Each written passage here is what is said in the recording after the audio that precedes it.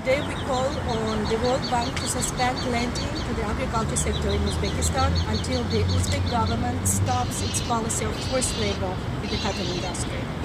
We are delivering a petition to World Bank's President, Dr. Jim Young Kim, signed by more than 140,000 people from around the world that supports this call. The cotton industry in Uzbekistan is flawed at its core. Every autumn, the Uzbek government forces people of different professions, including teachers and doctors and nurses, to work in the cotton fields under threat of dismissal or other penalties. Today, my organization, Uzbek German Forum for Human Rights, is releasing our report on forced labor in the 2015 cotton harvest. Our research, including interviews, field reports and government documents, shows that the government once again forced no fewer than 1 million Uzbek citizens to pick cotton for the benefit of the government. Mobilizing 1 million citizens for the purpose of economic development is a system which, by its scale and violence, is beyond comparison in the world. The World Bank has allocated loans for development for agriculture in Uzbekistan, totaling $500 million. The Uzbek government's use of forced labor violates its contracts with the World Bank, which required the government to follow its own labor laws, including laws that ban the use of forced and child labor in the areas where the World Bank projects were to operate. As part of the agreement with the World Bank, the Uzbek government allowed the International Labour Organization to monitor forced and child labor in the 2015 cotton harvest.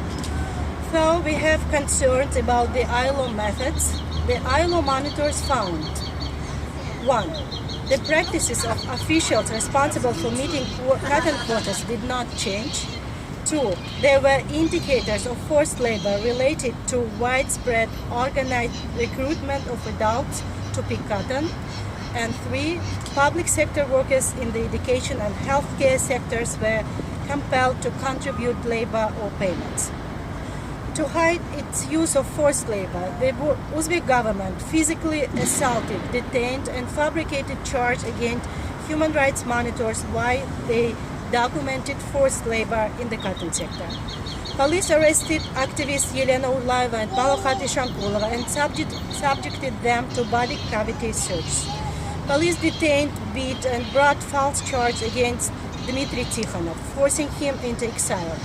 Dmitry's home office was burned down in an intentional fire by someone who also stole his human rights materials and research.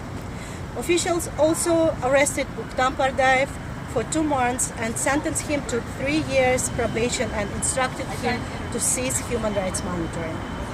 The World Bank declares that one of its main missions to reduce poverty in developing countries. But the cotton production system in Uzbekistan is the main driver of rural poverty in the country. We therefore urge the World Bank to address the roots of forced labor and corruption in the agriculture sector in Uzbekistan. As long as the system of cotton production is not reformed, loans will not fuel the real economic development in Uzbekistan. As detailed in our report, we urge Uzbek government to end the coercion and corruption in the cotton sector and stop violating the rights of its citizens. We call on the World Bank, United States, European Union, and ILO to hold the Uzbek government accountable.